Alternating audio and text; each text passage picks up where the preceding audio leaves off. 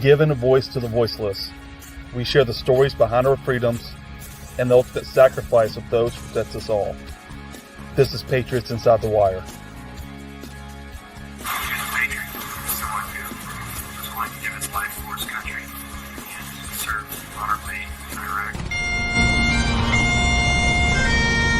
Beautiful thing to see the family and friends come together and honor his life and his service to our country.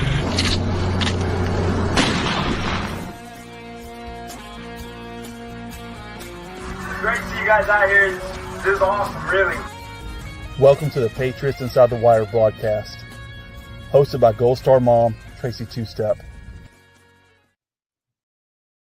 Welcome to this show. It is Wednesday Warriors tonight, and we have a co-host for you coming to the stage right now. Hey, share, grab your friends and everyone. We have a true story tonight, a unbelievable story. And this is a story not for just one person. This is very important. It is about all of us in this country, all of our service members, all of our kids. Please tune in right now. Welcome to the stage, the Tree of Valor. How are you doing tonight, Miss Lori? Excited to be here, as always.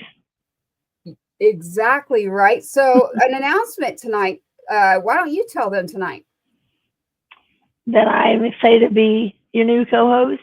You are. One of them, yeah. She is. So we have Miss Lori, especially when we're doing our military music tribute and uncovering our good humanitarian show. And so our guest tonight is actually not just a guest. She's actually one of the original co-hosts of Patriots Inside the Wire, and soon she will be coming back for a surprise with some other things we have working. And the word is tribe, everybody, tribe. So catch on, because we're moving like a freight train. Right, Lori? It's so good to see you. Yes. But we've got comments flooding in already. So welcome. Please share. We are about to get right into it. Oh, thank you, Trish.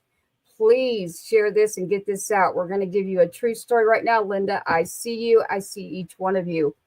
Oh my goodness. I can't wait for you to hear this. I cannot wait, because it is not one story. It is everybody's story, Lori. Right? It's such an important story, too. I could jump tonight and be like, hey, we're going to the inauguration. We're doing this and we're doing that. And I'm like, nope. People first. Let's go. I'll see Miss Amber there, Tree of Valor, our other co-host. Amber, share. Amber will share the heck out of it. And she is a dedicated. I say let's bring up our guest, Miss Heather Baker. PB2, Caleb Smithers' mother. SmittyCheck is the word of the night. Mrs. Heather Baker is a Gold Star mother, everybody, and we'll get into a little bit more about that. But here she is. Welcome to the show, Miss Heather Baker. How are y'all? So awesome. I'm so excited to be here. And I love how you said this is everyone's story. It is. It is. Like, it's true. Really sweet, because it started like, imagine this 19-year-old kid. I mean, all of our heroes have been there, and I would say probably many of our Blue Star mothers, exactly, for that moment of like, oh my God, it's my hero. And it is I'm making sure we get your story out here, Heather, and it's not just yours, like you said, it's everyone's. But if you look behind Heather right now, you will see her beautiful son. When she mentioned Gold Star mothers, I know some of you may not know what that is. Do not feel bad. You aren't supposed to know. We didn't want you to know. There he is. That is Caleb, a Gold Star mom. Their kid is serving active duty. And while on active duty, they are gone. And you don't need to tell me an explanation after that. Number one, 2 words, active duty, and he's no longer here, and he should be. That's right. And now I'm going to let Heather jump over into this, and Lori. So Heather, we've got a lot of news here and a true story about the fight of a mama bear, the roar that it takes, and the journey from the very beginning. I know I see some of you definitely know that in the very beginning. You're exactly right. Heather and I have been. Yeah. You're correct. We have worked together on many projects, and this is not a project. This Mainly is just feeling like accepted by a community. Like oh my God, like the need to feel accepted and nurtured and loved by a community. I feel like I need that so bad. And I feel like it's been withheld from me. That is such a problem in your. I am sorry. I deeply apologize for how I came across when I first began this fight, as many of you might, some of don't you apologize. Gold Star moms might remember the blue lady who started pounding first thing I could over at Fort Hood, which is where my casualty assistance officer came from. And the casualty assistance office assisted me. And, I had trouble, it seemed like, in every nook and cranny, just getting what was deserved to Caleb, what he expected his mother to receive, as a result of what might happen to his service, his choice to serve this nation, and as all of our heroes have. And it's from beginning to end, it's been, it's not easy. We don't go, our kids don't go into it because it's easy, Mm-mm. So, when Caleb, passed away 7 months into this journey, me as a brand new Army Can you mom. give us something here real quick, Heather? I want to make sure we get this out for everybody. His branch and where he was serving. So it's PV2. She's got it right there for you. Caleb, we say Smitty, but it's Caleb Smither. Yeah, SmittyCheck. SMITHER. Yes. But his buddies all called him Smitty. It was his cool name.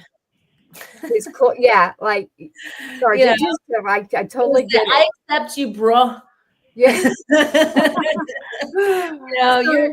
You're part of the team. We like you. We gave you a nickname. You're one of us. Oh, that's so cute. And that's why the SmittyCheck that we'll talk about and go into is just really an act of human kindness. It's a check of compassion and empathy, and it's something that you can't maybe teach, but you can show with your own dignity and valor. As a member of this entire team, we believe in you. Every parent that puts their kid into this machine, expects them to, be a hero. Well, we raised them, we raise our children, and they end up turning out like us sometimes, meaning sometimes the good and the bad. Yeah. Right. They can fight. Kind of like fight. I told Caleb's, I told the Army Secretary and Christine Warmuth, and then the Army Inspector General Donna Martin. I'm a teacher. I've been teaching for 21 years, and all of my kids don't come from the same kind of homes. They're raised in different kinds of homes, and it's up to me as the teacher to guide them and direct them and give them what they need to have a fighting chance out in society and to be good humans. And show your power. We talk about your power, pride, ownership, working together, empathy, and it is your responsibility. And it's real cute. I have my little students put on their power like it's their superhero uniform. And we put on our peace shoes, and we put on our truth belt, and we zip it up, and we put our growth mindset helmet on, and we, and we talk about how to be a hero. At the end part of that, I always say, because you are your very own, and the kids all say superhero. And then Oh, down. I Yeah, love that. for them to realize, and I tell them this all the time, you're going to have to get yourself out of your own messes one of these days. You know, your parents aren't always going to be around. And you're going to have to get yourself out of your own situation. And so you need to. Sometimes when they can't, you can't. When they can't now, Heather, that's what you've been doing. Because as they get older, sometimes they can't. Something happens. And then we step in as mothers or families. I do want to. And that's why siblings, really, like, I was just so brand new at being this mom in the military and this Army mom. I was just reaching out to some of the Facebook pages and saying, hello from Lubbock, Texas. I'm Heather Baker. I'm Caleb Smithers' mom. You know, whatever you. We're all dying to hear this story. We want to hear the story. I am too. Yes. Just because you only have so much time, and I don't want us to miss any of this. Yep. I want to get to the. Heather, he joined the military with pride and passion, and he was serving, and it was 7 months. Yeah, about 7 months into his journey, he has a situation. He thinks it's the pain he's feeling is due to a head injury that he got while serving in the motor pool. He thinks that this, you know, he thinks that might be what it is. And so when he finally is able to be seen by a doctor, which is after, he's had a phone call with someone in his unit and reached out to this person, and his head injury. Anyway, you hear him crying. It's horrifying. I've had to walk through like his entire investigation, but it is very thick and very, there's a lot of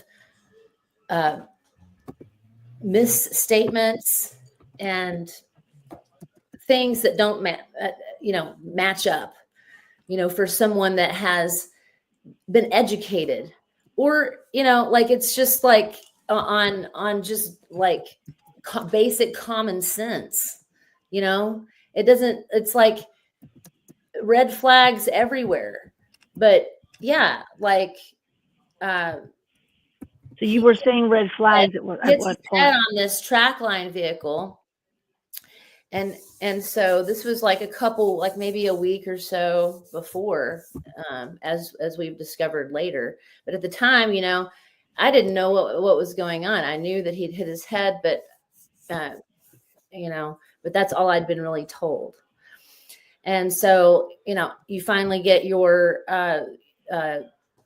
the CID investigation. You finally get the autopsy report and things like that, and you start piecing things together. And what I had to do was investigate my own son's death and get down to, the meat and heart of it all, and ask questions that weren't being asked. And, there were gag orders, not to talk to me, tell me details about the case. But the fact of the matter is that Caleb hit his head, and he was experiencing some pain sometime later, and he went to the ER. Eventually, the command took him to the ER, and after he'd missed like formation, and they have to come pull him out of his room, and he's wearing night vision goggles because he can't see. And he goes to the ER. Well, in the investigation, it says the first time he was turned away from the Womack Army Medical Center and asked to seek his primary care provider and on a head injury. And so what he thought, at the time, Caleb, what we know now is that the head injury didn't cause what actually killed him, which is acute bacterial meningitis. Natural causes, they say. I will dig more and further into this and find out more eventually about how he actually got the acute bacterial meningitis. That's been a big question. So the head injury being a red herring is what it's said in the investigation, and that it didn't have anything to do with his death at all, but yet no prophylactic was needed on base for any of the other service members who had been taking Caleb to the hospital, to the ER, and, putting cold towels on his face. There was a young lady who finally, she came over after he had made this phone call, I believe on the 13th of January. And she didn't need any kind of medication because it took them months to find out what it was that killed Caleb. And so nobody else experienced these situations. So nobody else got acute bacterial meningitis. So how did he get that? We're still trying to figure that one out, but I think we're on the right path. Well, it's not that. So I'm a truth teller, so I'll say it, Heather. I can't say it, but I have a pretty good idea and know what's going on. But anyway. But we're going to give you more. So clue in here, everybody. We're getting there. So he's brand new. He's been in the Army only 7 months, and he's been at Fort Bragg, his first and final duty station, for 7 weeks and 4 days.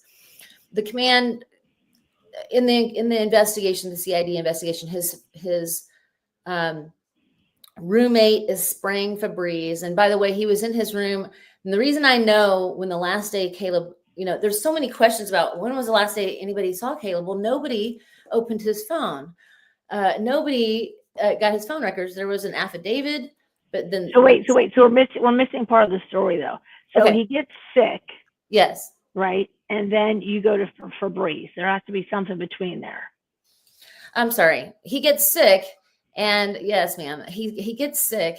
Like I know the stories, but I want to make sure everybody else. Yes, ma'am. Thank you for holding me accountable to the line here. So he goes to the ER a total of 3 times, I believe, but they say 2. Okay. So he finally goes to the ER, and he gets medical care, but it is not the basic standard of care. He's throwing up, in water. He can't keep water down. So they should have kept him. Yeah. He's, as we found out later, after I finally got his real medical documents through FOIA, right, Heather? I had to go through Congress to get push on it through to the, call the WAMAC, because I live over here in Texas and I want those records, because we were trying to do medical malpractice rebuttal, because they initially denied Caleb's claim, his medical malpractice claim to the State School Act, and saying that it was an independent contractor that was involved. And so in medical, they could not, on the base in medical. Yes. Correct. Okay. Back to Caleb went to the ER twice, and that they will agree to, that they will fess up to, or that they want to share the medical records with me. So what happened after the second or third time? He goes back to the base. Yes, ma'am. He goes back to his room, and he enters his room at like 10:58 in the morning. And by the way, his last text message was like at 6:30 in the morning or something like that. And I'm assuming it was to whomever took him to the ER. He goes to the ER on the 15th, returns to his room about 10:58 in the morning, and he's never heard from again. And I'm the one that was talking about, I'm the one that ordered his phone records. I dug into that because I was like, there's pieces of this that we're missing in this investigation, and we're not, somebody dropped him off. He didn't drive himself. Yes, somebody dropped him off. He could not see. In fact, his handwriting, he couldn't see, and they sent him home. Guide his hand. It says in the medical records that this nurse had to guide his hand to And they sent him home like that. And then they sent him home Well, running he a could barely fever. walk. Running a fever. His vital signs were out of this world. He was running a fever. His oxygen levels were saturated. He couldn't keep any food or water down. He wasn't eating anything, but he certainly couldn't keep water down. And he had the worst headache of his life, and he couldn't see. And the nurse had to guide his hand to the line to sign him out of the hospital. Why did they decide he should go home? Like, if there's a short answer for that, because I think it was just the decision of the doctor at that time, and the nurse even notated in her notes that I can't remember exactly how it's phrased, but it was she mentioned that either she didn't agree with that or didn't think that was a wise idea or something. The nurse thought that? The nurse notated something to that degree Notes. that in the notes. The hospital. So they send him notes. home. Yeah. They send him home, and then send him home, and then he dies on his floor. He's found on his floor In the base. He's in his barracks. Yeah. 19 years old, left home 7 months ago. So then how did you get to Febreze then? Okay, well. So that was what day? The 16th. Right. So there were some folks that were charged to check on him, but it was a 4-day weekend. And he, his buddies were more interested in partying in that 4-day weekend. The corporal couldn't remember who he was hanging out with and acted defensive when he was being asked questions from the CID investigators. His roommate was interviewed over and over again, but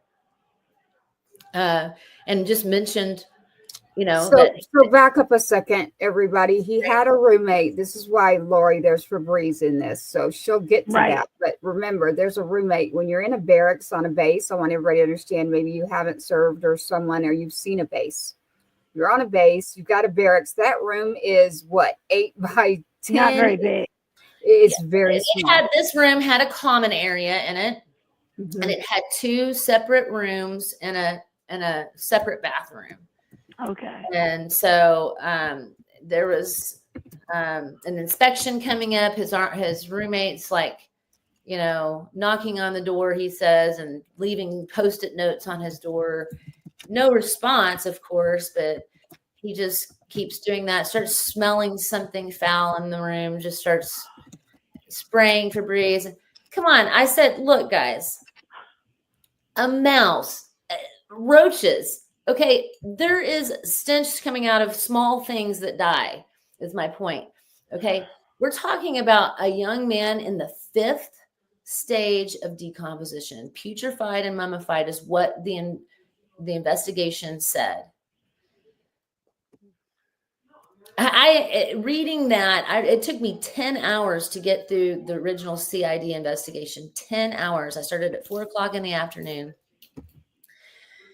and ended at 4 in the morning. And I couldn't. It was wrong, or because you were totally out of your mind? Investigate and look things up on the internet and call people and ask questions. Well, you're your own detective. So basically, you have to be your own detective. You have to lead this investigation as a team, which, if everybody remembers, you mentioned something earlier. I won't go backwards, but it's been a long journey. And going through something like this, you end up finding other people, and then you figure out you've got to start becoming a detective. You got many hats. You're a mom, which is very difficult, but you also are your own detective, your own warrior. And you are the one that is speaking for the dead. You are the one that is, I've tried my hardest to remind myself when I want to be that dragon, that fire-breathing dragon, that I am representing Caleb. And I want to try to do my best to represent Caleb. And, he's given, I feel like, I've kind of gotten, I feel I feel responsible to make sure that I represent him well. Well, you're representing Always him. hit it right on the head, but I'm thinking from the heart and feeling from the heart, because it's really, this is, I can't bring Caleb back, but I want to make sure that like Lori's hero is taken care of. And then if there's a check that needs to be given, if somebody needs to go check on somebody, that it's done, it's taken care of. It's, to us, it's like a no-brainer, right? I mean, it's just compassion. So what happened from that then? You clearly went crazy after that. And what did you just have happen? Well, I mean, I wouldn't say, I don't know. I mean, she went into warrior mode. I don't know. Like, we all would. Here's the deal: is I kept myself from going crazy by going into warrior mode and putting my boots on the ground, getting up every morning, working out. Taking one day at a time, one moment at a time, giving myself the space I needed to really do this thing the right way. Because.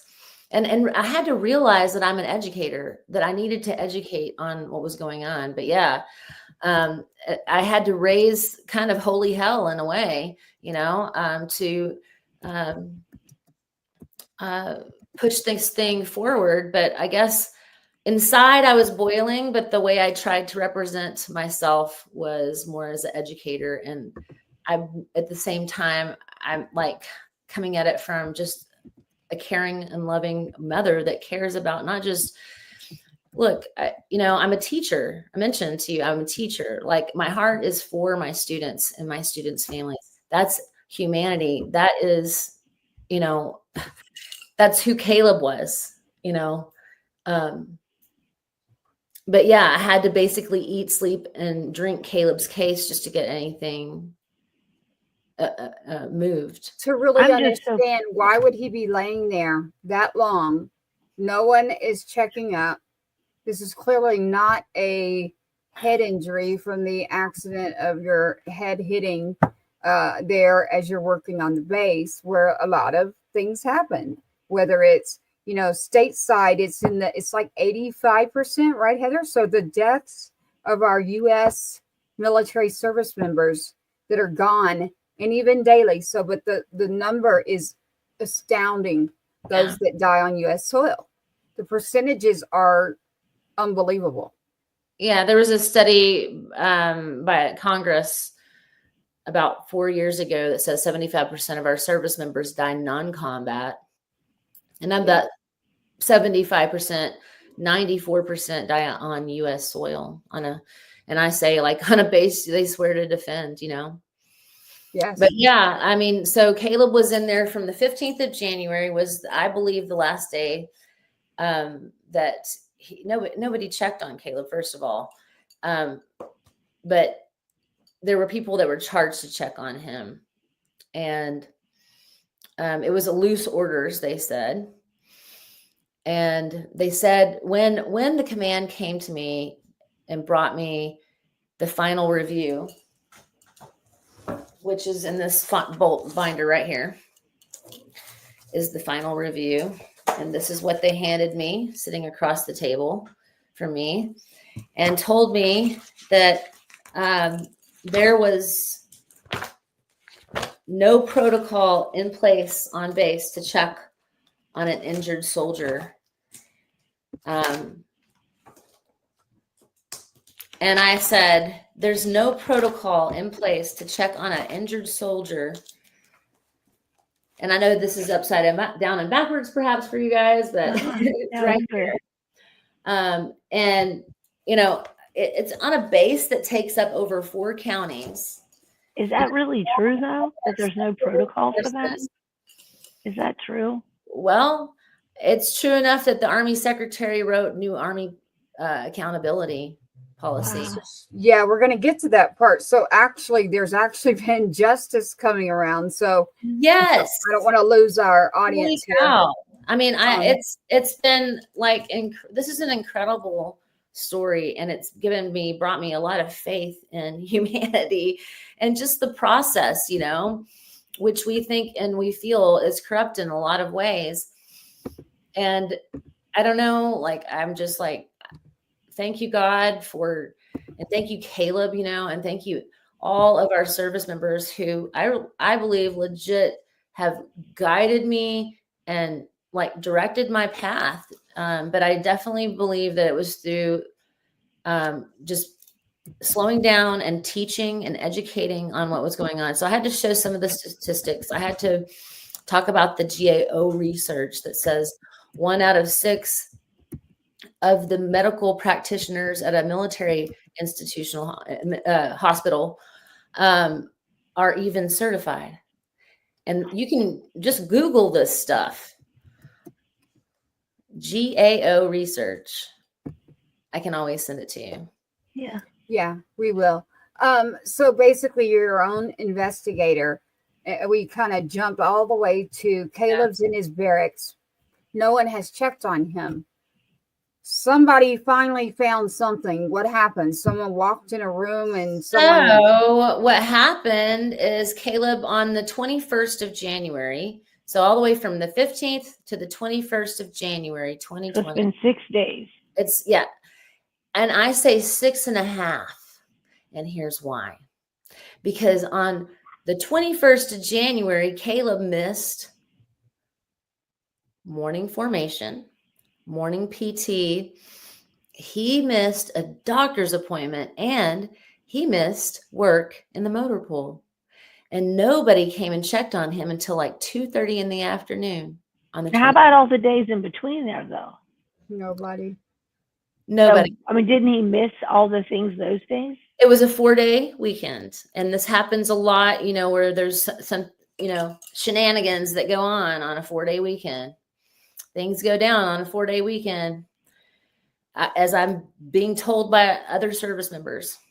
But even still, being on a base, actually, there's protocol that should be there. Of course. And clearly Yes. your nose doesn't And work. so it did not happen. Free for all. I bet, seriously? But this is 5.5 days. How about the 5th day? What a week. Right. How about the 5th day? Organization. The 5th day, nobody. It's radio silence. So they didn't. Everybody's got their excuse. Everybody's got their excuse in these investigations. Everybody has their excuse for why they didn't. One of his NCO in his unit, in charge of his unit, went off to some training and said, "Oh well, I put so and so in charge of that, because I was gone." Where was his roommate? Like, but and he says when he got back, he got back on a Sunday. And I'm like, well, thinking to myself, well, why didn't you go check on Caleb then? And the smell. How can you, we're talking a body that is 7. Oh my God. We're talking a body that is in the 5th stage of decomposition, putrefied and mummified. I can't even imagine that, guys. But I know, based on what I saw with my own eyes, what my son looks like in that decomposition, I had to see it for my own eyes. And I know that I have done, harm to myself because of that. But I feel that I needed to do that. His death scene. I have still have questions about his death scene. And the Army still has yet to send me a copy that is like respectful. First of all, they redacted the death scene from the investigation. And they did it because they didn't want to cause me any more emotional harm. And I said, hand it over. And so they sent me a copy in black and white, and each page has 6 frames, and it's all like hard to see in a day and age where we have all this technology and capabilities, and you put Caleb's, autopsy photos on a disc, encrypted, that I had to figure out how to break into just to put, to get him off the pictures off of there. And you can't send me his death scene photos in color. So who found him then? So at some point he's missed all the things. So he's missed formation. His team found him. They all decided to go finally look for him. Who's they? The folks in the motor pool. So the other troops, like I'm being asked right now, they're saying, where are the other troops? That base is not empty. Where was everybody? By millions of people on his base, thousands of people on his base. Okay, so they didn't check, period. No. And now you have a unit that decides on day 6.5 to go figure out who's spraying Febreze. Let's get, what the heck? That's his roommate.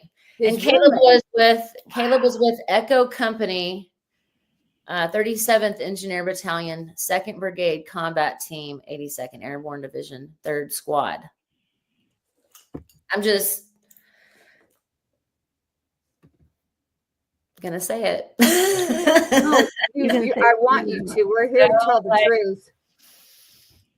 And, in the reopened investigation, and I'm so grateful for, here's the deal. It took so much effort to even be heard at this level. I was like, popping my little pop guns up in the air from Texas, trying to be heard.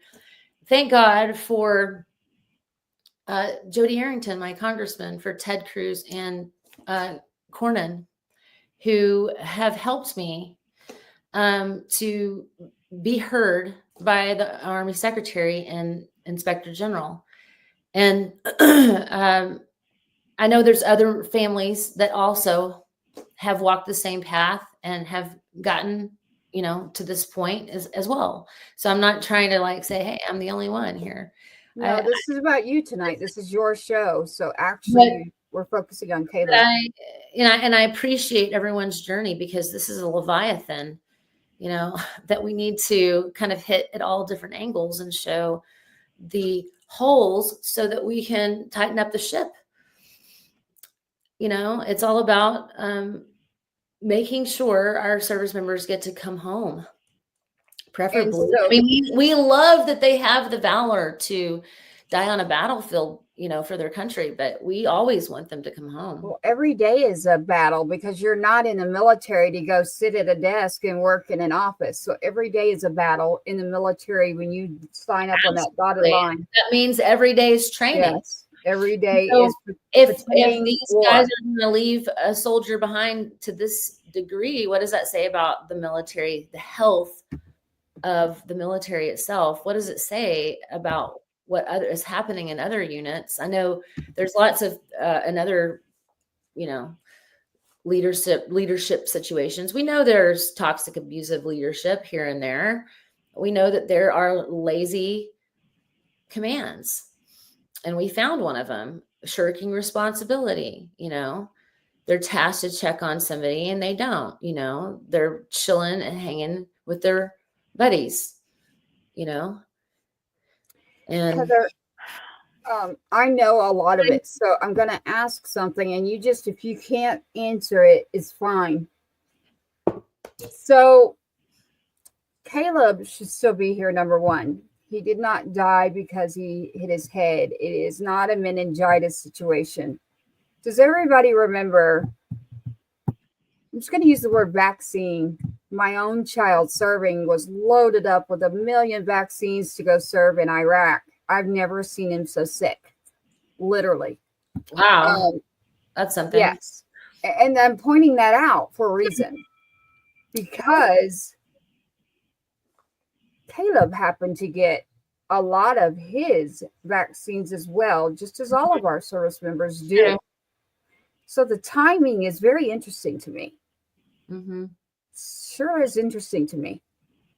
Yeah, he did have some vaccines that he took several days before he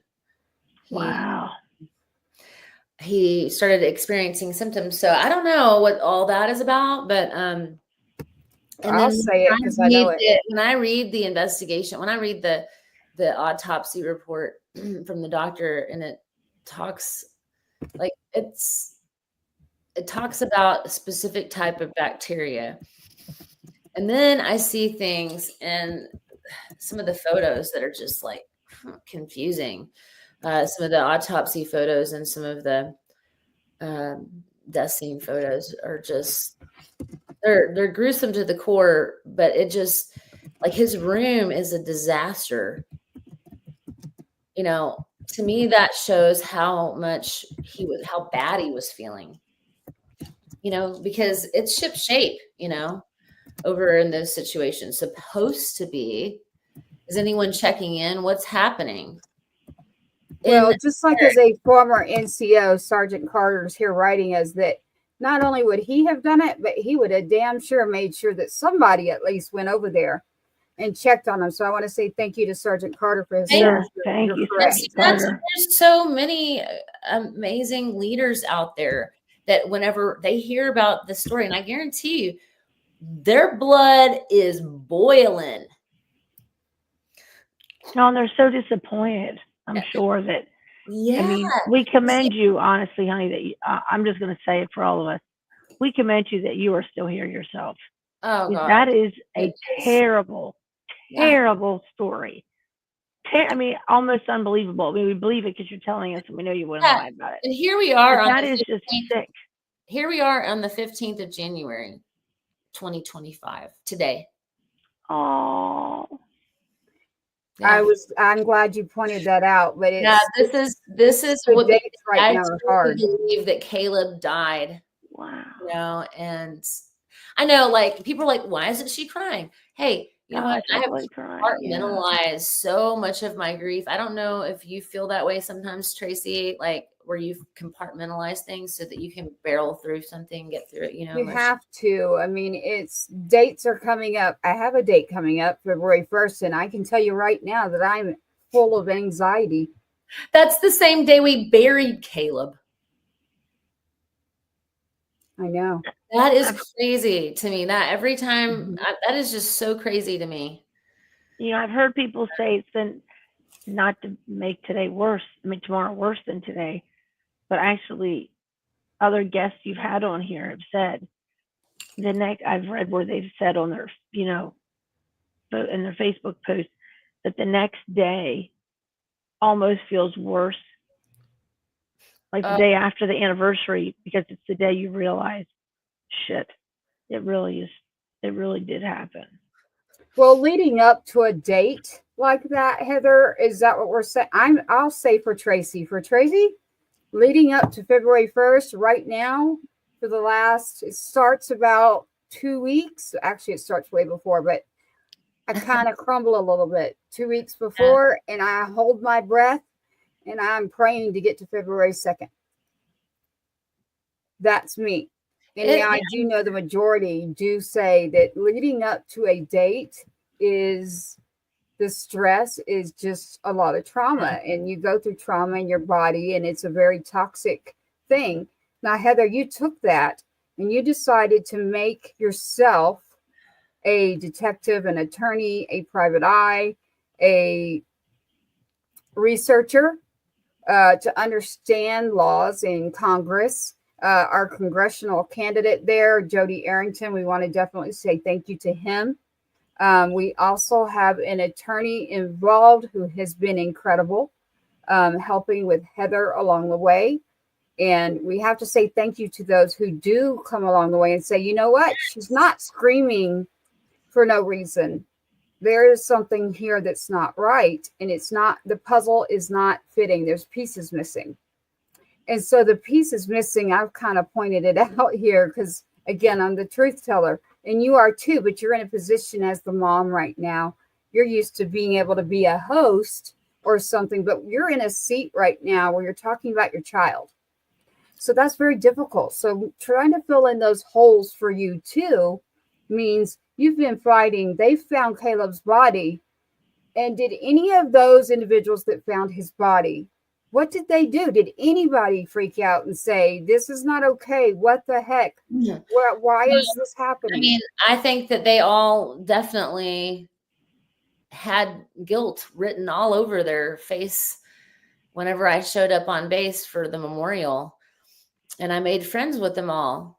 And I went and thanked every single one of them and said, thank you so much for whatever you did to help my son, Caleb, become a better soldier. And I made some of them cry and shake in their boots. And I know who the people are mostly, because they friended me, it's the strangest thing. And then they like, whenever everything came out, when I started finding out the truth, then I'm being blocked and I'm being, all those things. So yeah, it's a lonely You're road. talking about social media and people in general. So I've been telling our audience here, there's good and bad people everywhere. It doesn't matter if it's the military, it does not matter if it's in our world. We have to band together as a village and build our own tribe. And my story, I feel like our stories, like when we see the need for, illumination, for this translucency, when we see, all the different little things that each one of our cases brings to the table that illuminates what needs to be fixed, it is very helpful when we can link up and be that link in the chain that was broken for our children. And your story inspires me. We should all inspire one another. And I hope that at the end of all is that families can feel inspired to, dig in, put their boots on the ground and walk, it's a trail of tears. It really is, but walk this path to justice. And, Do we have justice? So what has Jody Arrington done? What's that? What does Jody Arrington do? Yes. Man, that man has been so great. He's so great to veterans, but he's been extremely amazing to our family. He called me like at 10 o'clock at night, the second after this, after the first day that I had learned Caleb had passed away. And he began helping me from the very beginning, because I said they wanted to get Caleb home in about 3, maybe 4 weeks. And he's like, that's absurd. No way. And so he helped push for Fort Bragg to send Caleb sooner, which is what needed to happen. But then I soon discovered that his body was, they told me a whole week after they initially notified me that his body was too decomposed to be viewable. I'd been planning an open casket for an entire week. How disappointing and heartbreaking. That stopped me in my tracks, and I literally stopped everything, and I went to my room and I was just like, done. I will pick this up tomorrow. I'm done now. You definitely I'm down for the Shattered. But I started seeing the red flags like literally right away. I mean, I had to call Caleb's colonel myself from the very beginning. It had been 48 hours and he still had not contacted me. It'd been over 48 hours. Wow. So I started calling the base and I was like, hey, yada, yada, yada. Can I please speak to this person or that person? My son just passed away on your, and had to start inquiring from that end, from just the basic line into Fort Bragg.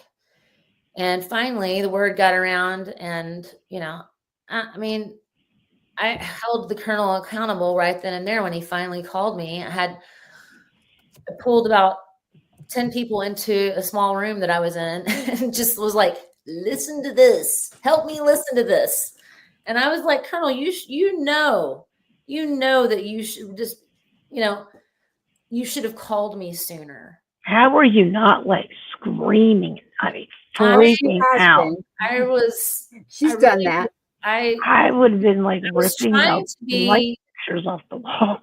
I didn't want people to think I was crazy. So I was trying to be really reasonable about my upsetness. but you know, I mean, you know, when you have to hold grown people accountable, it's not easy. And I mean, that wasn't the first person I had to speak to, like that. His second investigator on his CID investigation, you know, was shutting Caleb's case down, even though there was, you know, in the military justice itself says that negligent homicide, you know, is punishable. And they were closing his case. And I was like, you haven't even opened his phone. And here I'm like, I have his phone records and I know the last day. Because I was like, when was the last day Caleb was ever heard from? Because we would have these conversations on the phone. Me prodding him for information, all my questions, and him trying to gaslight me. So Heather, So you know, it's hard because we're talking about your actual child. It's your son. We've had to go through the period where now you've discovered you cannot see him in a closed casket. You have broken down. You have screamed. I'll say that for you. Fast forward to Jody Arrington and getting into Congress has been an uphill battle. However, I'm glad because we end up finding people along the way who say, you know what? I know that things are really bad right now, and I do not judge. Number one. Number two, let's figure out how to get some answers and accountability. Now you've gotten Jody Arrington, and something's happened recently. So yeah, I mean, I had to wait. You know, like I said, it's the Trail of Tears. We all had to wait this thing out as we started learning more about what was going on in Caleb's case. Then Jody could think about what it is that he wants to do to help us. Even like, what can he even do? And then what could he even do to help the American people, like, or the veterans, or our service members? Like, what? And so we were able to discover a few little nooks and crannies that he could help us with. And one of those being in the Stay School Act itself, in the National Defense Authorization Act, we just were able to pass, not just through Jody Arrington, but it all started with him. Cornyn and Cruz both, supported and helped us through the Senate and get this Private Smither Act passed, which basically just says you have to notify the family if there's been an independent contractor involved in your service members' care at a hospital, military hospital. Is this actually passed? That's what passed. Okay, say it again. Say the name again. It's called it's the Private Smither Act. Okay. And what will this do? Well, it allows families to know, to have the translucency to know if there is an independent contractor involved when they've had a service member that has passed away or received ill care, insufficient care from a medical practitioner at a military hospital. If they're an independent contractor, what happened with Caleb is that we weren't notified, and the statute of limitations, ran out on anything that we could do in the world to get justice, to get this doctor from, first of all, practicing, or at least have some sort of they need to be responsible. Yes, held responsible for this death. And in fact, Caleb's doctor that he saw there is still working at the Wyoming Army Medical Center. Where is that? A lot of people won't know where that is. That's the base hospital on Fort Bragg. Right. It's the home of the special forces. It takes up over 4 counties. It's giant. I have to ask, just for the audience here. I would know where it is, but I'm making sure that everybody's following. So the Private Smither Act for accountability, as far as health, That is With Jody for, yes. And very gratefully, it has passed. it has passed. Yes. Where? Through the National Defense Authorization Act. Yes. Okay. It was this, Heather, that's a big thing. So take a breath and understand what you just said. You just said that something happened and something was done and an act has been added as an accountability factor for health for our service members ongoing. That is a big, big win. Yeah. It really sucks because Caleb is not here.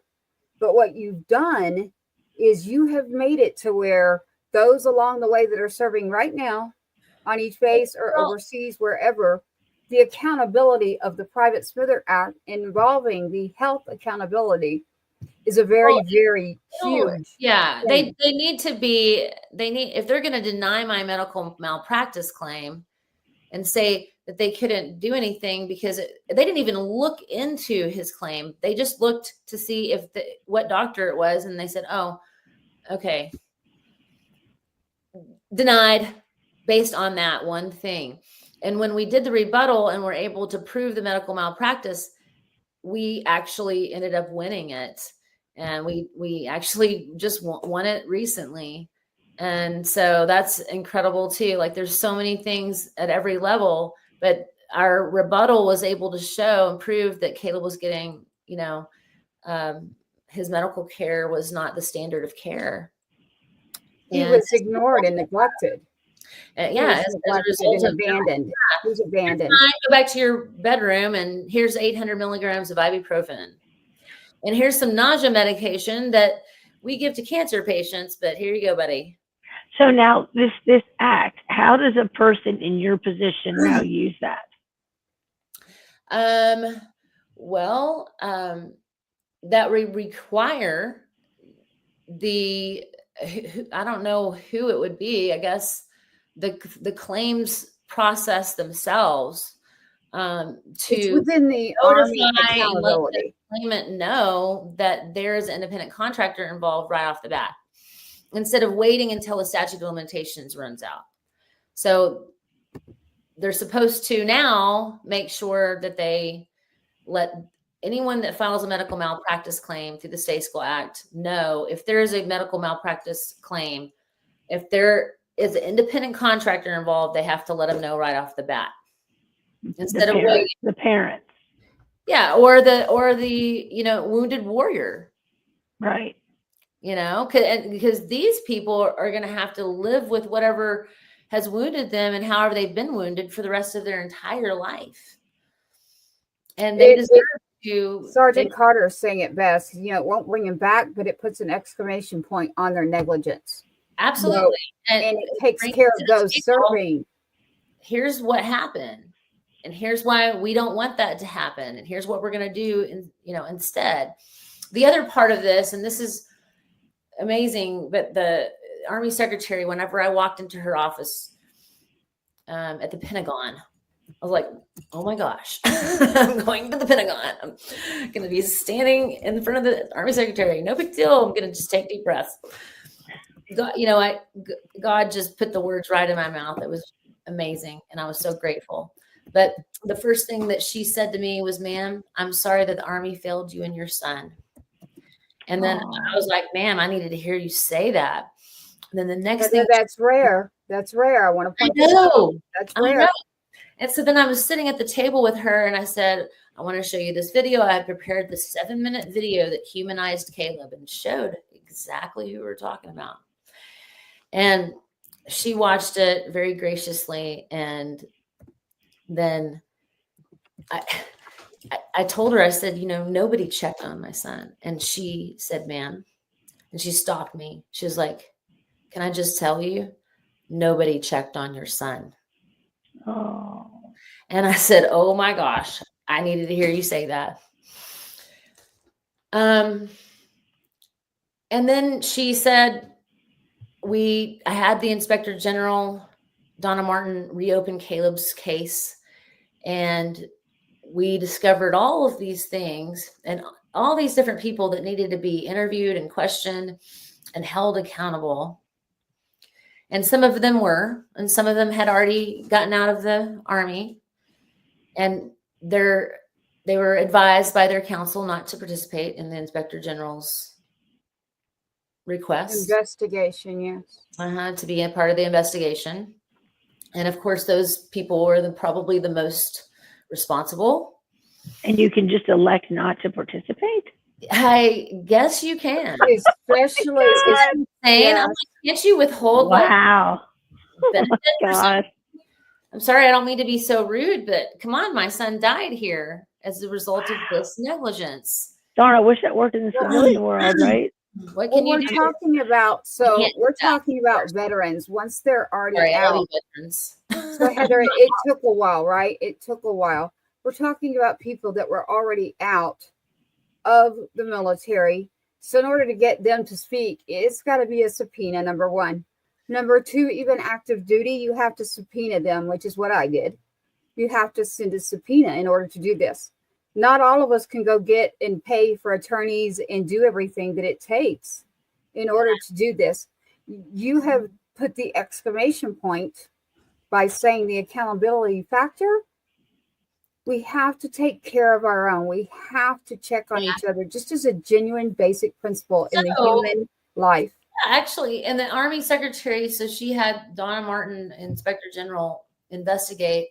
And the recommendation was to create a new Army policy and also to take care of some of these people that needed to be reprimanded.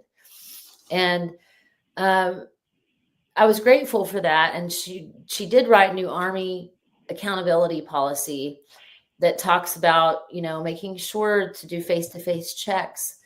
And it goes into detail. I mean, I believe I might have shared that with you, Tracy, the documents of accountability.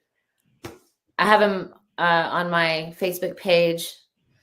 We'll put them out for you guys to view. But the amazing thing is that it would have taken me and all of us a long time to get any kind of accountability policy like that through Congress, because of just, there's just everybody has to jive, you have to ask all of these people to help you and all of these people to help you, both Democrats, both Republicans.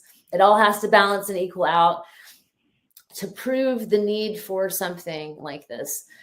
And so I knew that my work was, all of us families have been banging on this door. I am not the only one. And all of them are screaming accountability. And so, I think that, all of our energy and prayers went to this moment. So I thank all of you for believing in me or praying for me, or, maybe leaving me alone to let me just. No, that is true though. Like I've talked to so many families that say that. It's just everybody is screaming accountability. And the thing is that the Army Secretary wrote it for her Army. I told her, I wrote her this letter back and I said, thank you, because you're like a fierce mother lion taking care of her Army. And it was beautiful to see that. And, there's a lot more accountability that needs to be had. This is just an accountability check. I'm calling it the SmittyCheck. Congressman Jody Arrington's calling it the SmittyCheck.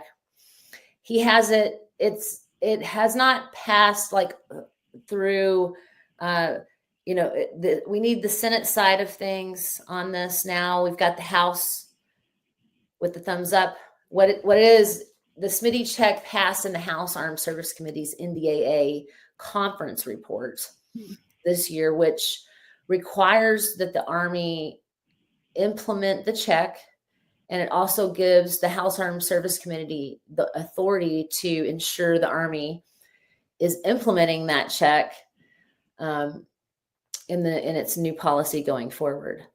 And so that's amazing. We got the language of it in, the NDAA itself. And so it's there, but it's in a conference. So, what I'd like to do going forward is advocate for legislation that implements the SmittyCheck across the DoD branches, instead of just being the Army. And of course, I'm going to have support from everyone. And, it's, I'm going to have, support from organizations. So I'm here. I would love to have. Basically, it's support from the community, support from people. The first word I use is about people. me. This is about, it's a SmittyCheck because it's, Smitty, Caleb, my son, but it everybody loves a Smitty. I've met so many Smitties out there that are just the coolest dudes. Who wouldn't want to check on a Smitty? And we can do it here on American soil. We can do it here as, civilians. And we can do that as Army moms, military moms.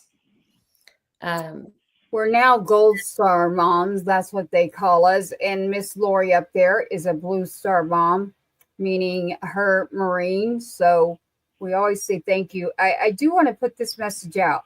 We support our service members, those who serve or have served. It is about people, whether it's good or bad, because you have good and bad everywhere. And when you band together as a village, and you create a tribe, that tribe moves forward for everyone on that train. The train keeps going. It is a machine where we're all working together. We all have our working parts, and it'll keep moving to help and support our service members who are now serving currently. So the accountability factor is a basic human concept of kindness, empathy, and taking care of our own. Anyone with a heartbeat, I don't care about anything else. A human heartbeat, there is no other excuse to leave someone alone like that. So the accountability factor, I say to you, well, number one, you know what I say. I don't say sorry. I say it sucks because I tell the truth. And then I say exclamation point because you just did something really, really big. It's not easy. It is not easy. Heather, you know that. You watched me spiral. I'm telling you, right. Well, we do. Like I've been there. My peaks and valleys too. But it's like the David Goggins thing. Who's going to carry the boats? We're not politicians, but we end up working. It's look, this is interesting. I cannot just sit over in Lubbock, Texas, picking my teeth with cactus needles. I had to get over there, boots on the ground, and try to do something to save the ship it's burning. Heather, I got a message for you, and I liked it. So, in NCO Creed, have you read that? Here it is. Oh my Carter, God. The NCO Creed. My two basic responsibilities will always be uppermost in my mind, accomplishment of my mission and the welfare of my soldiers. Yes. In my day, we didn't take that mission lightly. The oath, foreign and domestic. We did not take that lightly. Thank you for that, sir. Yes, and I have spoken about the creeds over and over and over again. Caleb died by the same creeds that he swore to defend, and that he was chanting to me nonstop and singing the airborne songs. And he was 19, full of the spit and vinegar, like he was ready to go, and he was excited about being a member of a team. And he looked up to the people that he called his heroes, his commanding officers. And,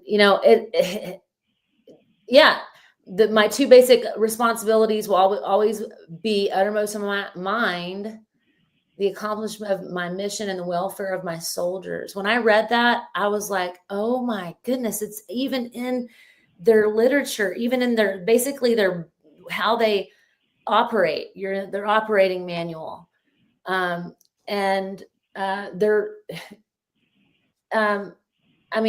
If you're going into battle or, and that's a fierce thing, that's a strong, deep commitment.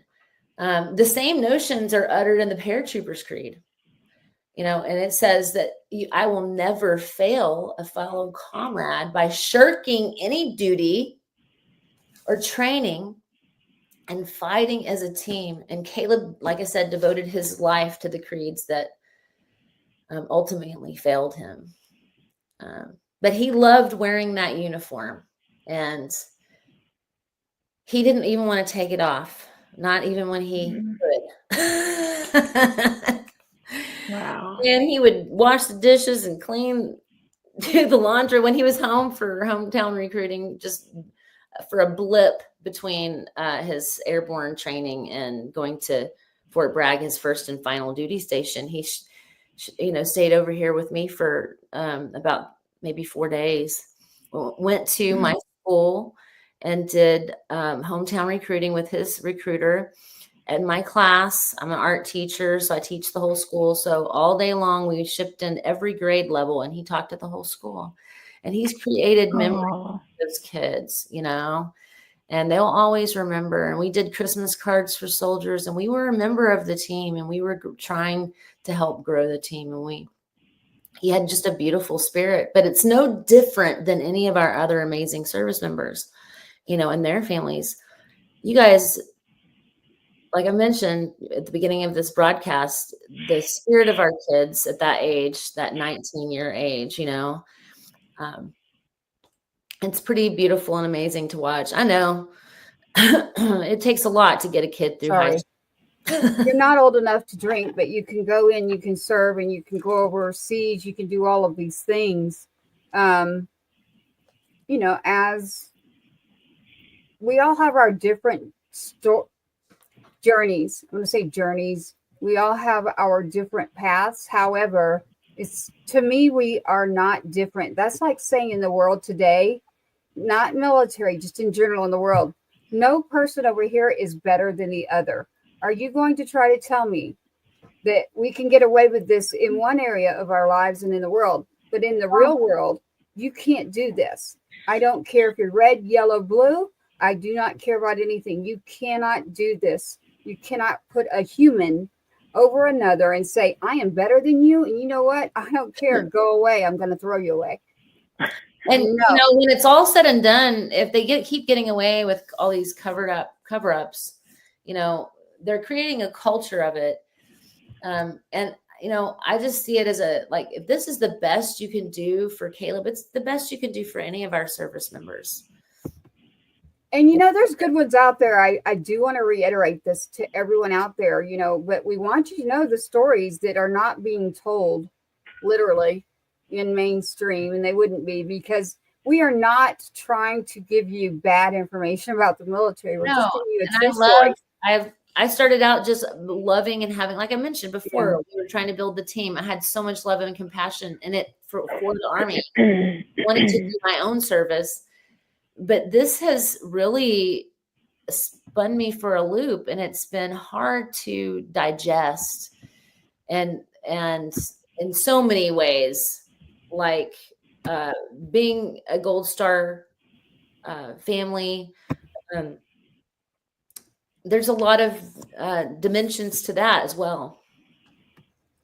There's a lot of dimensions, but it's not, you do not put one person over the other. Lori, what are your thoughts on this? Because I do want to make sure that we get into showing some pictures of Caleb and let them see Caleb literally. Lori, what do you have for us? I think that she just touched on something that really should spin off into having her come back and be a guest to talk about, because I know you only have so much time and you're about to end. So I feel like talking about the next step of this, does he have siblings, right? Because nobody ever talks about the siblings. Nobody ever. Are a big deal over here, and right? She does. We also don't ever talk about grandparents. I don't understand that. I've never, maybe but one time, ever been given. I have hundreds of pictures of Gold Star parents with their children, trees of them, different parts of the country. But I literally, and I'm a grandma, right? And my mother, I've never been given, of the hundreds of pictures we have, I maybe have 2 of the grandmas with their grandchildren. And You I know, know those grandmas are grieving because the grandma's grieving twice. She's grieving absolutely. for the grandchild and she's grieving for you. Where'd she go? I don't know. She'll be back. What I'd like to do right now, Lori, is looks her internet dropped. What I'd like to do is let you all see some actual firsthand pictures really quick, and that's normally what we do. And then we, on this segment tonight on Patriots Inside the Wire, as you're all following and tuning in, we say thank you. I'm seeing every bit of your messages, and we see that how much you care. She is back. There she is. Let's bring Heather back up. Sorry about that. No problem. We roll right to it. What I'd like to do is show some pictures of Caleb right now. And with that, I will play a veteran's song and we will get into the finalization of this show within this last 15 to 20 minutes. And then you can give your final thoughts of what you'd like to say and close with that. And then we will have a part 2 is what we'll do. That's a great idea, Lori. Now, Heather and I will actually be together. We are going to DC. And while we're in DC, there will be another interview that is being done in DC, right, Heather? So I will be right there with Heather, making sure the specific, it's hard to be the mom in that seat. I've done it. I have done this and I'm doing it right now, actually. Well, No, I I'm love here. how Lori kept me in line. She's like, okay, you're way off base. Late. Let's get you No, back. you're good. But Yeah, I'll I just be really right wanted there. people to hear the story. Yeah, I appreciate it. No, I'll be there when you're doing this interview in DC. And that way, as a mom, you know, you do get into the emotional roller coaster of it. And it's so hard. So many points to the filling whole in these story. pieces in here about the Smither Act, that's a huge piece. The fact that for days on end, no one checked in. The fact that everything that's redacted is now a false statement. The fact that the inspector, everyone that you've met with, they understand the family needs. So Gold Star Families gave all. I'm not talking about a organization. I'm talking about people. People. We are not affiliated with any organization that has to do with that name, Gold Star, but we support all because all gave some. On Patriots Inside the Wire, PV2 Caleb Smither should be here today, right now. And as we go, that's correct. They will be in DC too. Correct. Sergeant Carter will. Sergeant Carter, all will follow up with you. Oh, yay. That's awesome. Yes, they're part of our trip under Gold Star. It's above you. Gold Star Family Foundation, Fallen Heroes National Foundation, and the Two-Step Act. So the Two-Step Act is actually what led us to be able to go to what's about to happen in DC. And Sergeant Carter will be there with his wife, Kim, for their son, Logan. I have to say the name when I see someone and I know that their kid. You know, Tracy, I just want to say this really quick. Your walk through the Two-Step Act has, been one of those guiding lights to me, because when you're out here on your own, just dog paddling in the dark oceans of grief. And this, I'm a new Army mom at this point, I didn't know a lot of things. And I had to learn a lot of things really fast. And so Tracy, and many others, but Tracy was one of the first people that I met that really helped be that, translator. What does this mean? And why is this? And well, you should never have had to learn those things for the love of God. You should never, right. Neither one of you should have had to learn the things you learned. No, but I'm so grateful for your service, Tracy, in the Two-Step Act, which helped guide me, along with Terry Caserta and her advocacy with the Brandon Act. Like, you two guys have been so helpful. And Cammie Del Barba, her son is Des Del Barba. She is the one I found my attorney through, Daniel Maharaj. And she's also been incredibly inspiring to watch these fierce mothers, at Margie Taylor, there's a lot of other, fierce mothers out there that I Mariah Moat. Yes. Yeah, I'm not going to get into naming because I'm afraid I'm going to leave someone out. And I so will. Y'all can. I'll name. I'm not going to forget Christiana anyone. Sweetwood. Yeah, yes. We will do a show. Yes. We'll do a show where we do a roll call. We'll do a roll call show is what we'll do. Yeah, we should definitely do that. In That's fact, a great idea. you are a family of a non-combat death.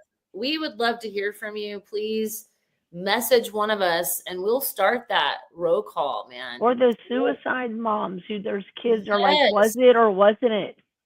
Right? Don't let me get started on that. Saying their names is so important. Show so and showing, like, if you're advocating, please let us know. We want to help you. We want to support you. I need to be inspired by you. And so please, please, please reach out to us. We want you to be a part of our team. Well, Heather, your journey is one that is at the part where you take that deep breath and go, okay, it's finally being acknowledged. It is finally understood that this should not happen, the neglect that is there. And being able to do the Smitty Act itself is a big deal. That is a very big deal. So I say, you can't say congratulations, but I say keep fighting, stay strong. Yeah. And then for people reaching out, you can go to patriotsinsidethewire.org and send us a message, patriotsinsidethewire.org, and get a hold of us through the website that way and fill out a form.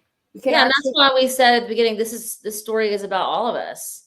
Oh, of course. But anybody, we have a lot. I'm engaging with the audience here, and I just want to tell them all that we are definitely all a village, and we've had a lot of people chiming in. So we want to tell them all that we understand we're all like this. Like, where do we go? What do we do?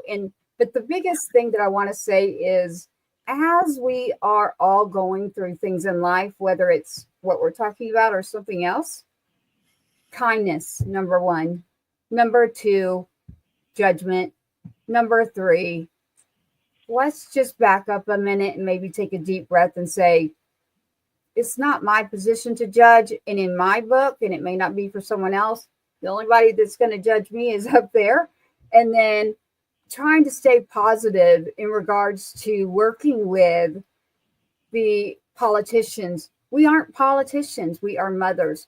Trying to stay involved and active and working with them takes a person who can take off that layer and say, I have to go into business mode.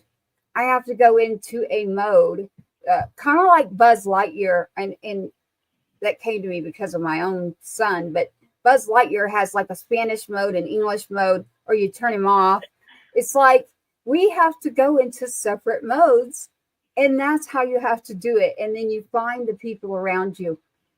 And sometimes in the beginning, you're spiraling. And I say, just stop the noise. Stop the noise. But Heather and Lori, I have some beautiful pictures here I'd like to show. We've got more people chiming in here. I have some beautiful pictures of Caleb really quick that I would love to show to one of the songs that was sent in by a veteran. And do that, and then collect your thoughts on what you would like to say and close with for the show. And remember, there will be an interview coming out of DC. We will keep you posted on that. We can go live straight from DC too, so we will keep you updated as well. I can do remote too, so we'll do that. And we also need to remind everybody to send us these pictures of these fallen heroes with their families. Send them to Tree of Valor so that we can get you on the, get them in a place where they're going to be remembered forever. Correct. And if you follow the page, whether you're on Instagram right now or X or Facebook or YouTube, wherever you're at, unless you add it to your playlist, you like it, you follow it, we can't get to you. We can't do anything until you do that. And we can't continue as the show to help others. So you've got to do that for Patriots Inside the Wire as well. So Heather, I want to make sure that we pull up Smitty. I always say Smitty, it's Smitty. I want to pull up Smitty and a picture of you here. And I want to let everyone see Caleb. And so right now, Lori and Heather, here's what I'm going to do. I'm going to do that. Stand by.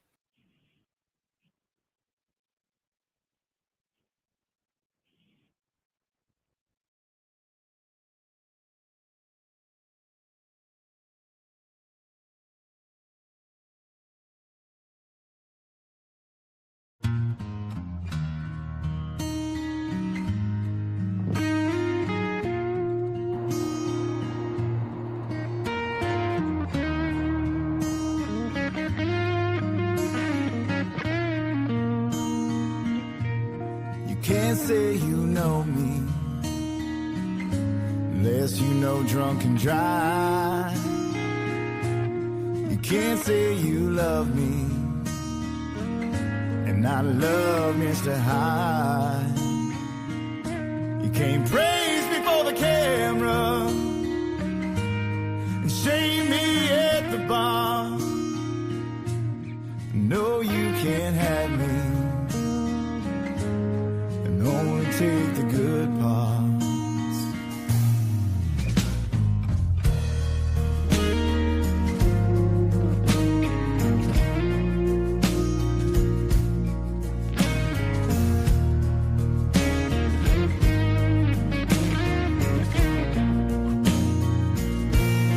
I know it's not easy,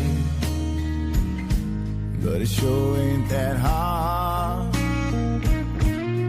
Time in between, babe, that tears me apart. When the stage light pollution seems to block out the stars, it's the neon glass sparkle that makes up the good part.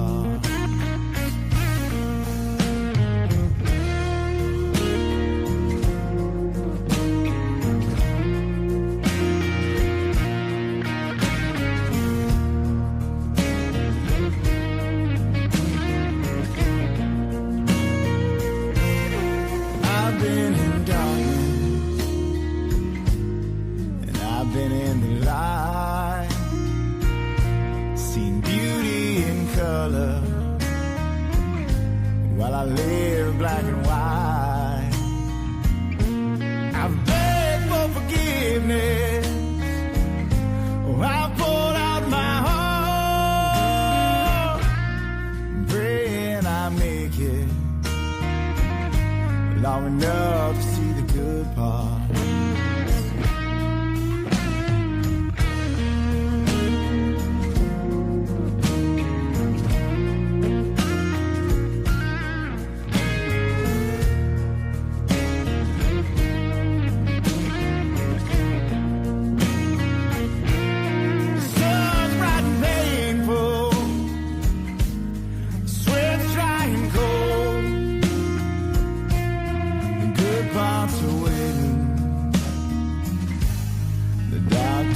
Coming home.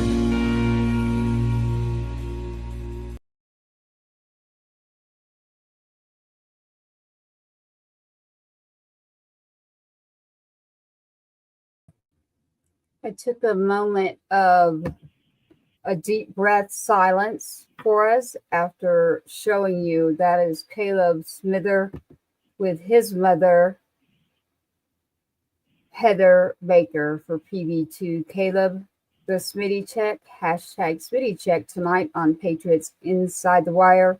That music that you just heard is by our veteran who has supported Patriots Inside the Wire from day one, and that is actually Brooks Herring.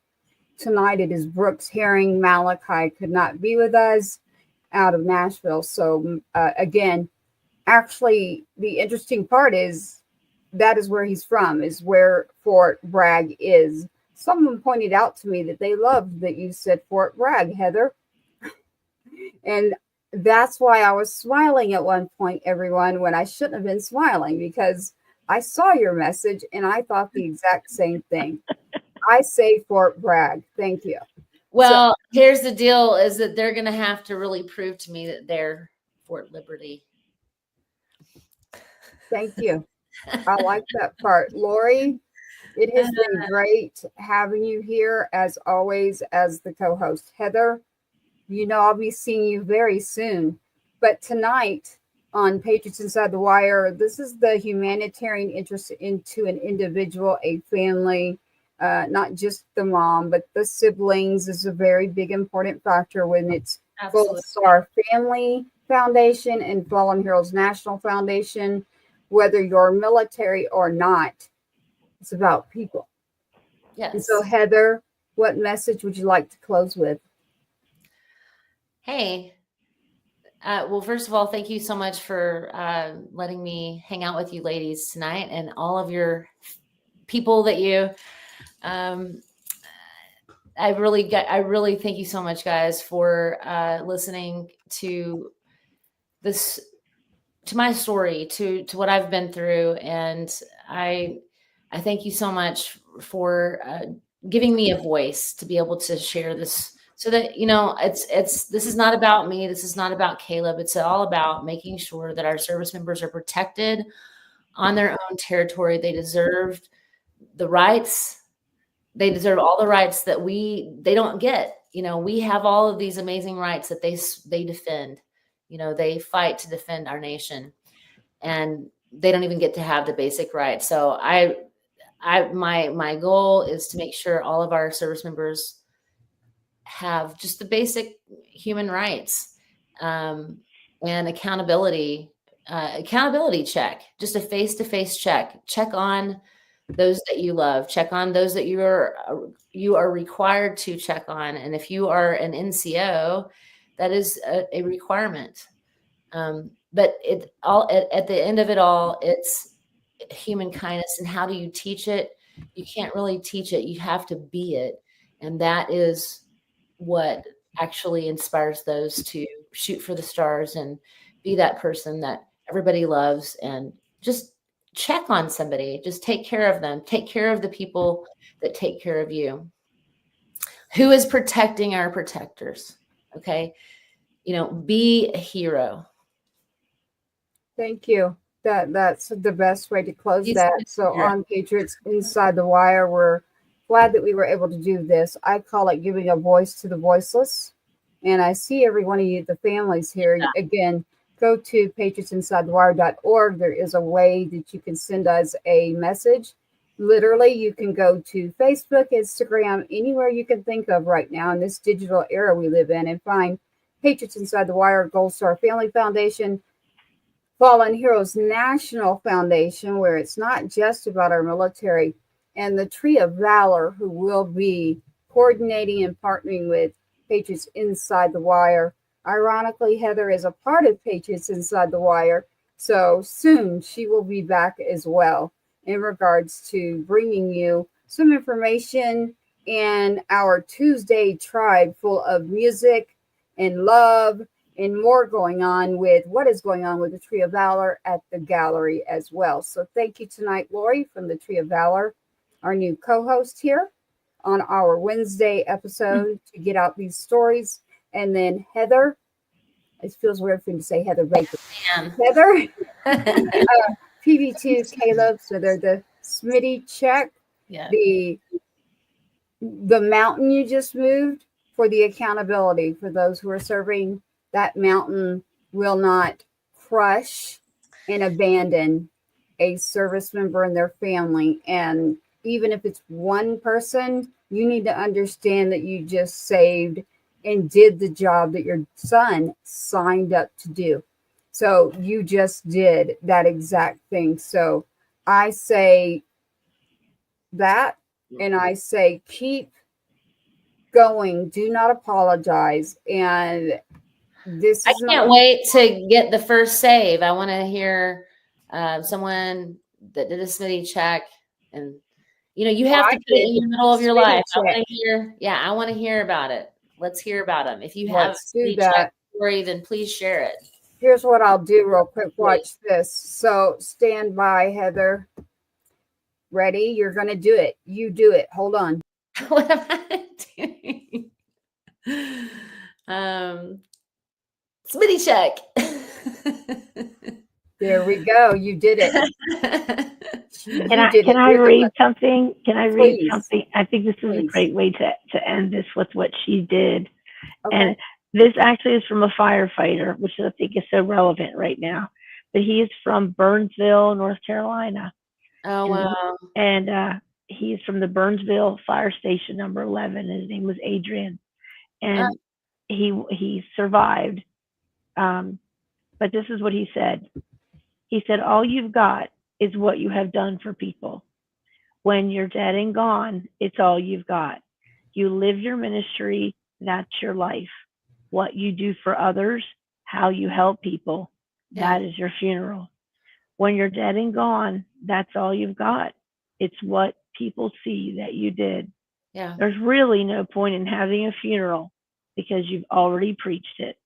If you can help others that are less fortunate than you, then that's what you need to do.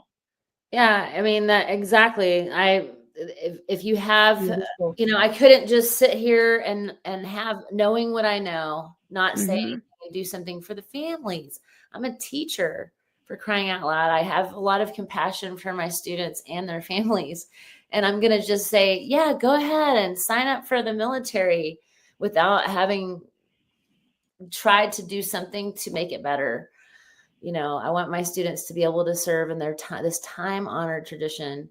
And it gives me the chills. It's so beautiful. It can be so beautiful. And I want to just thank all of our service members that are serving right now. And we mothers love you so much that we're on here talking about things to make where you work better, because you are valuable and you deserve it. And we love you. So that's right. And I always say family. So the Gold Star fathers, the siblings, the family. The siblings are a big, big part of our program. And so we will get out more about that later. But SmittyCheck, hashtag SmittyCheck tonight, everybody, with all of your messages. Thank you so much, Heather. I enjoyed being able to share Caleb and give a voice to the voiceless again tonight. Thank you. Lori with the Tree of Valor. We will have more coming to you. That's beautiful. I think I should end this, Lori. I have something. And I do believe it fits. So let me look. I love what you do, Lori. She does a lot. Your son's picture is sitting right on the counter, but right on the desk, by the way. Oh my gosh. Well, what I have is, I'm going to leave it up to Lori. Lori, I have the one that you already have. But not your chair. Just one. do not your chair. It's always not your chair. Well, you haven't heard this one, and Heather has. Heather, you've heard I Got My Flag, and I think it fits Heather. Oh, yes. Yes, you do need to. Heather, do you have any tree pictures? Tracy. Girl. This song is amazing. You have to get them to me. I'm a one-man show, everybody. If you want to help, I welcome it. Come on. Yes. And Lori's going to be doing that. So I will have, I'm sure Amber now and you will make sure that it's all in here. So I Got My Flag. And then the Tree of Valor is taking these songs and giving you a look into what they do as well. So if you've paid attention to any of the shows, you're going to see all of this, literally. And what I'll do, Lori, is I'll make sure when we put this out, we have that clip as well. But we do have I Got My Flag, and I think it fits you, Heather. Here, instead of dragging, I don't want to go down. I want to up the tempo here. And what I want to do is do that because Heather's heard this one. And Lori, you can tune in and say where you want to put this one. Okay. Okay, you're the only one right now that can use them because I'm in the middle of publishing. So, and then Heather's going to be working on that venture as well. So music is medicinal.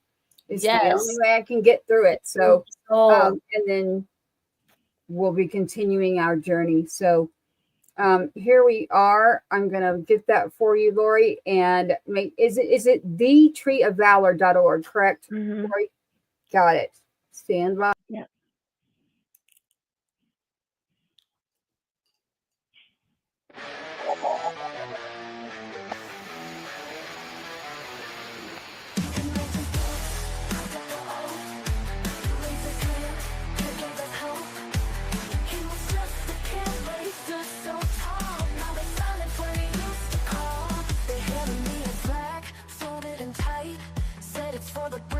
it's for the fight.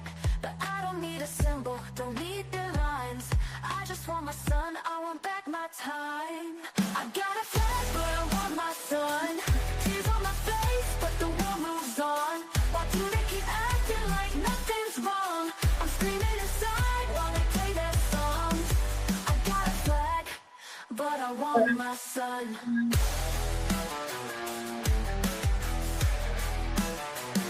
The sky's still blue, but it feels so gray. Every step I take drifts further away. The bullets he wore, now they just sit. I can't touch his face, can't handle it. He fought for a dream, for the red, white, and blue. But the cost of freedom, they never tell you. A mother's heart breaks, it'll never heal. While the world keeps turning like it's no big deal. I got a flag, but I want my son. Tears on my face, but the war moves on. Why do they keep acting like nothing's wrong? I'm screaming inside while they play their songs. I got a flag, but I want my son. That song. They don't see the face when they salute, don't feel the hole in my roots. They talk about honor, they talk about pride, but who's gonna hold me when I cry at night?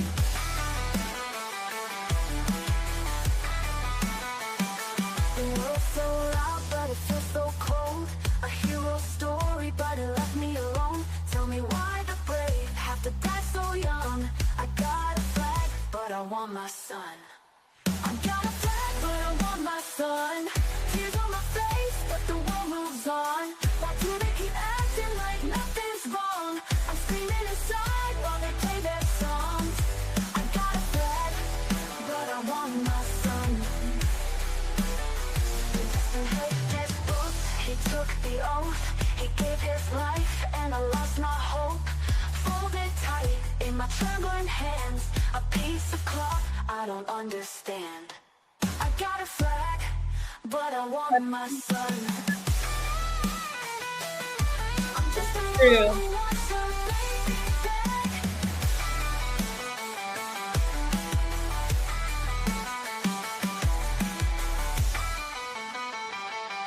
I'm just his boots, he took the oath. He gave his life, and I lost my hope. Folded tight in my trembling hands, a piece of cloth I don't understand. I got a flag, but I want my son. I'm just a mom who wants her baby back. There you have it. That is I Got My Flag specific tonight. Lori, you've never heard that one. I know that Heather has. No, I have. I just can't hear it. I couldn't hear really? it. I couldn't hear the other song either. Oh, well, Heather did. So I hope your audience can hear them now. Yes, they can. Okay, Heather, yeah, Heather as well. So, not sure what happened. No, I did there, hear but your song. I did hear that song. You did, right, Heather? Yes. I heard it last week. Yes. I heard. Yeah, but Lori's usually one of the first people who get a sneak peek. That's what I mean. I did. Remember last week? Yep, I do. And then I sent it to Heather. It's in the middle of BMI right now for publishing. I love it. I can't wait to sing it. I love it. Yep. We'll do it together. It's in the middle of publishing. It is powerful. Sergeant Carter said that's pretty powerful.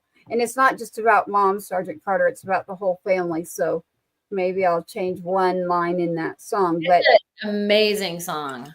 I Got My Flag. So, and it's not just, veterans, when they pass, the families handed that folded flag. This is not just about Gold Star families. This is about honor and taking care of those who serve and have served. So again, thank you for joining us tonight on Patriots Inside the Wire.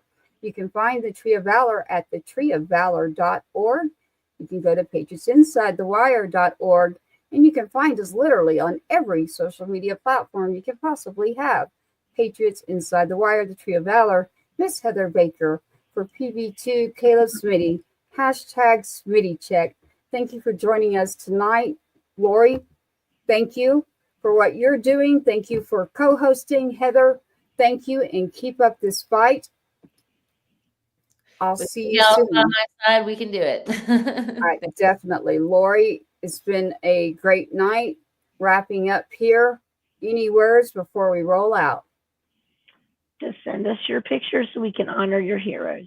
Exactly. Let's get the pictures. Lori's the one who's going to do your pictures and set it all up. It's beautiful. Trust me, I've been with her at an event. And then from there, you can look at me for music and organizing people and connections for Patriot Fest coming along here soon in music. And that's where Heather will step back in and start working within that area and build this tribe. We have a village of, we have now a tribe literally on Tuesdays, Tuesday tribe. Thank you for joining Patriots Inside the Wire. Hope you have a good evening. When you find this show, whether it's live or you're watching it now after, please remember to share, like, follow, and let us get the stories out that nobody else wants to get out. Thank you so much. Thank you for watching another episode of Patriots Inside the Wire, hosted by Gold Star Mom, Tracy Two-Step. Help us broaden our reach. Like, subscribe, and share. Solid roots. So I'm my brother Two-Step. Thank you for joining us tonight. Thank you, Lori. Thank you, Heather. We're closing out now with Patriots Inside the Wire. Have a good night. Everyone out there, remember to do good for people. Good night. Thank you so much. Good night. Bye.